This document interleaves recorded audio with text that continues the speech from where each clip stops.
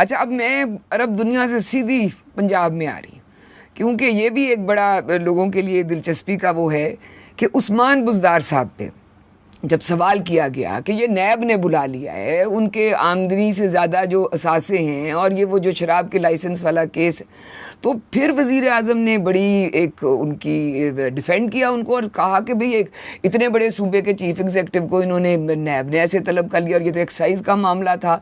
और साथ उन्होंने एक और सीट से बड़ी इंटरेस्टिंग बात की कि बदकिस्मती से पार्टी के अंदर से भी बहुत लोग चाहते हैं वज़ीर आला बनना, तो ये भी सारी चीज़ें हैं। तो ये आप क्या इसको भी ये समझ रहे हैं कि पंजाब में ये कोई तब्दीली नहीं आएगी क्योंकि वज़ीर आज़म अपने उस पर डटे हुए हैं? देखिए, साफ साफ बात है, एस्टैब्लिशमेंट तो चाहती है कि तब्दीली आए, वो चाहती हैं परफॉर्मेंस हो यहाँ।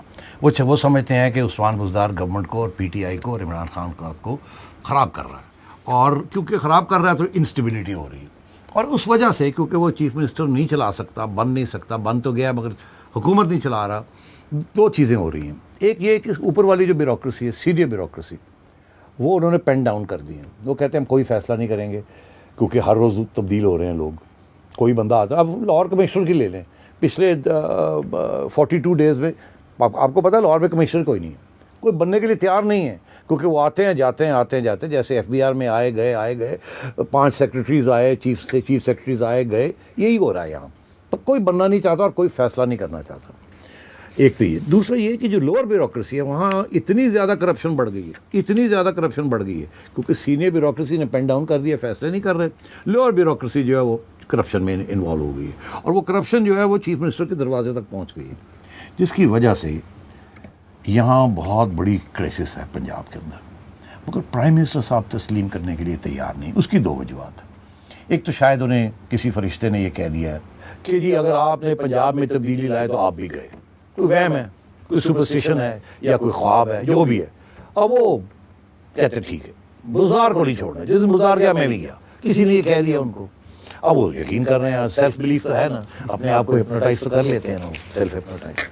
दूसरी चीज़ ये है, तो ये बड़ी इंटरेस्टिंग बात है कि हर शाख पे एक चीफ मिनिस्टर बैठा हर शाख पे उल्लू बैठा होता है। मैंने नहीं कहा, आपने कहा। तो हर शाख पे चीफ मिनिस्टर बैठा। मैं 4-5 तो गिन सकता हूँ। हर रोज़ एक नए बंदे की गुड़ी जो है ना उड़नी शुरू हो जाती है। कोई कहता है फलाना, कोई कहता है फलाना। अब नाम नहीं लेंगे, नहीं तो लोग जिनका नाम नहीं लेंगे वो कहेंगे साਡਾ नाम नहीं लिया। तो ये कश्मकश चल रही है। मगर ये जो उस्मान बुज़दार साहब के ऊपर केस हुआ है ना, ये रुकेगा नहीं। ये मैं आपको आज कह दूं, ये चलेगा।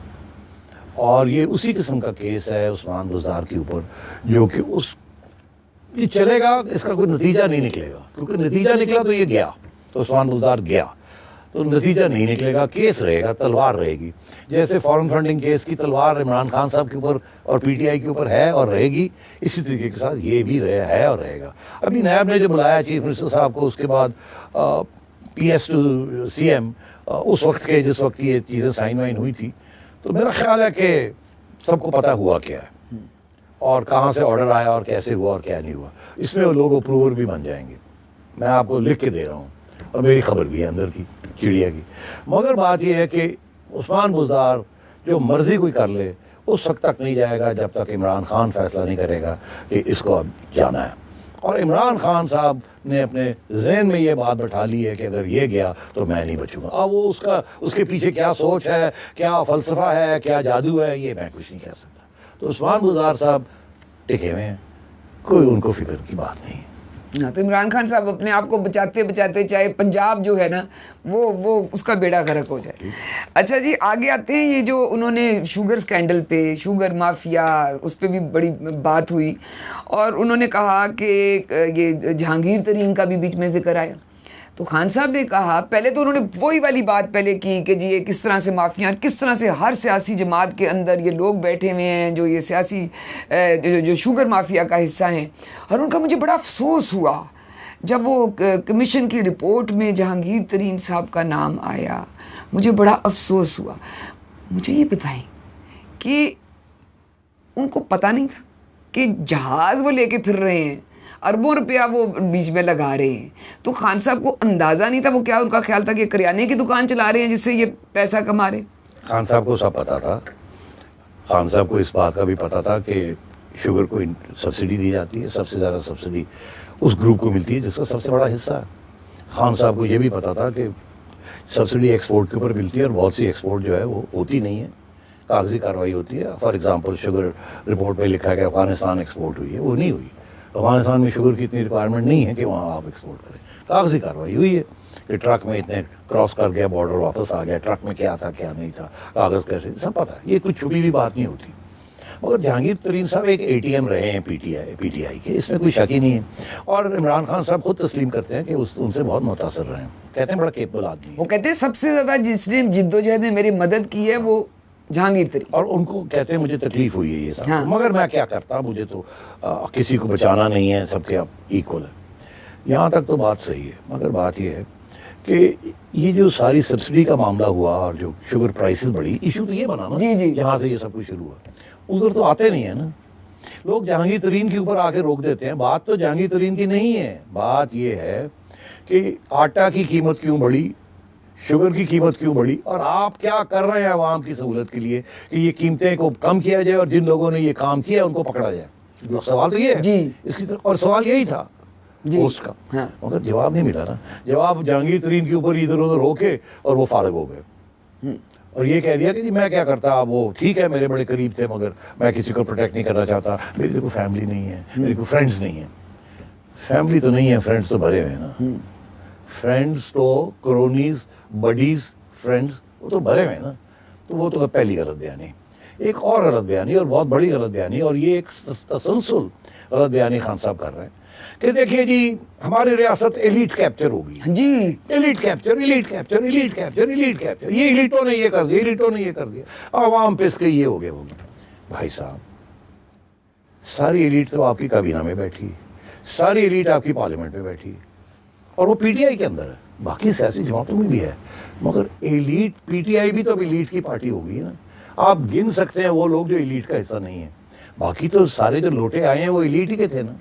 अभी काबीना के अंदर आप गिन लीजिए 45 लोग हैं या 50 लोग हैं, मैं समझता हूँ उनमें से सिर्फ 10 लोग हैं जो एलीट के नहीं है, बाकी सारे एलीट के।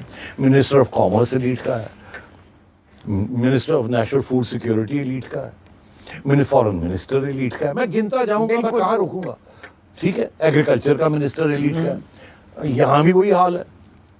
अच्छा, तो अब बात ये है कि ये कह रहा है एलीट कैप्चर, तो भाई अगर एलीट कैप्चर है और एलीट को ख़त्म करना है तो काबीना से तो निकालें, पार्लियामेंट से तो निकालें। और यही आपने देखा, जो लोग नॉन एलीट के लोग जो पार्लियामेंट में आए हैं, जो खा वो ऐसे PMs हों, स्पेशल असिस्टेंट्स हों, या वो MNAs हों या MPAs हों, उनका यही तो रोना है कि हम कहाँ गए, आप तो ले गए अपने दोस्तों को, आप तो ले गए एलीट वालों को। जहांगीर तरीन जो लोगों को लेके आया था साउथ पंजाब से, वो सारे एलीट के थे जी, जिनकी वजह से पंजाब की हुकूमत बनी और नेशनल असेंबली के अंदर वोट पूरा मिला। तो बात यह है कि एक जहांगीर तरीन के इधर उधर होने से ये नहीं होता कि एलीट कैप्चर खत्म हो गया। अगर एलीट ने कैप्चर किया हुआ है तो इमरान खान उस एलीट को सपोर्ट कर रहा है, उस एलीट के बेसिस के ऊपर खड़ा है और उसके खिलाफ कोई एक्शन नहीं ले रहा, फुल स्टॉप। जी, वो कह रहे हैं नहीं हम माफिया के खिलाफ जंग लड़ रहे हैं, इसको बड़ा टाइम लगता है, ये रातों रात नहीं होते। तो माफिया अंदर बिठा के जैसे आप कह रहे हैं, तो माफिया से तो नहीं लड़ा जा सकता ना। अच्छा, आते हैं अब ये कराची, फिर ये एक बहुत बड़ा ये बना हुआ है मसला। उस पर उनसे पूछा गया कि आपको इतनी सीटें मिली हैं उधर से कराची से, और कराची का बेड़ा गर्क हुआ और आपने इसके बारे में कोई कुछ किया नहीं। तो मुझे एक बड़ी अजीब बात लगी, अगर मैं होस्ट की जगह होती तो मैं तो उनसे ज़रूर पूछती। उन्होंने कहा कि लोकल बॉडीज़ जो उनसे हैं, जो बल्दियाती अदारा है, उसको आना चाहिए और दोबारा से कायम होना चाहिए, और इसके लिए मैं सुप्रीम कोर्ट में भी गया हूँ। तो मैं उनसे ये पूछती हूँ और मैं आपसे भी पूछती हूँ कि जहाँ अपनी हुकूमत है, पंजाब में तो उन्होंने बल्दियाती अदारे ख़त्म कर दिए और वहाँ वो सुप्रीम कोर्ट में गए हुए हैं, तो ये क्या तजाद है फिर? ये वही एलीट कैप्चर का तजाद है। अब आपने इतना लीडिंग क्वेश्चन कर दिया, अब इसका जवाब तो बड़ा ऑब्वियस है कि पंजाब में उन्होंने नहीं किया ना लोकल बॉडी इलेक्शन। जी, क्यों नहीं किया? इसीलिए नहीं किया क्योंकि नून लीग जीत जाएगी, और जो पहले थे उसको फारिग कर दिया। फारिग किया ना। तो कहा कि अपने ऑर्डिनेंस ला रहे हैं, लाए भी हैं, उसको इम्प्लीमेंट नहीं कर रहे। तो सिंध के खिलाफ तो जाने के लिए तैयार है क्योंकि सिंध में इनकी हुकूमत नहीं है और इनका ये ख्याल है कि वहाँ पीपल्स पार्टी के ख़िलाफ़ एक मवाद खड़ा हो गया, लोग एंटी पीपल्स पार्टी हो गए बिकॉज वहाँ की पीपल्स पार्टी की हुकूमत की कारकर्दगी कोई ख़ास अच्छी नहीं है और कराची में तो वैसे ही उसकी पीपल्स पार्टी का वोट नहीं है। तो अगर वहाँ लोकल बॉडी हो जाए तो कराची जो है इसमें कोई शक ही नहीं है, वो पीटीआई ले जाएगी। अब पीटीआई जो है इसका प्रॉब्लम दो है कि जो सारे पैसे जाते हैं under national finance commission award वो प्रोविंस को जाते हैं, प्रोविंस से फिर आगे लोकल गवर्नमेंट को देने होते हैं। पीपल्स पार्टी तो नहीं करेगी लोकल गवर्नमेंट लोकल गवर्नमेंट करती है तो वो कराची को देना पड़ जाता है।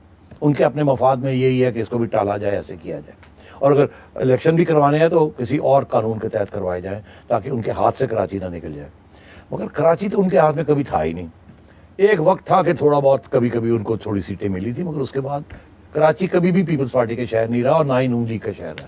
कराची एक ज़माने में जमात इस्लामी और JUI और रिलीजियस पार्टीज़ का था, उसके बाद वो MQM का हो गया और अब जो है वो स्प्लिट हो गया, MQM भी स्प्लिट हो गई है, PTI आ गई है, कुछ 2-3 सीटें नून ले जाती है, 2-3 सीटें पीपल्स पार्टी ले जाती है। अब कराची स्प्लिट हो गया, उसकी डेमोग्राफी भी चेंज हो गई है।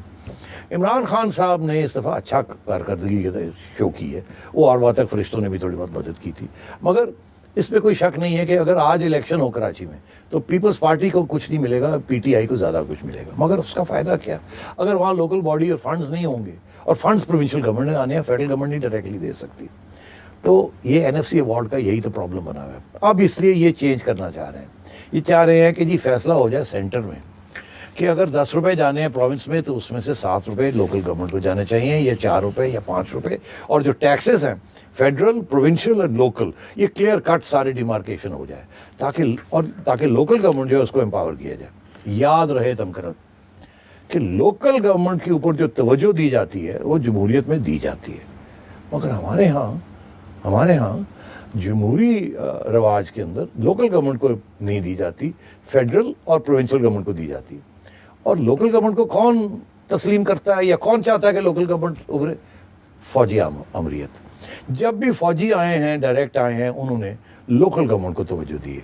वो समझते हैं कि ऊपर पावर हो और नीचे पावर हो, दरमियान में कुछ ना हो, और जो नीचे वाले हैं वो डिपेंडेंट हो ऊपर वालों के ऊपर टोटली।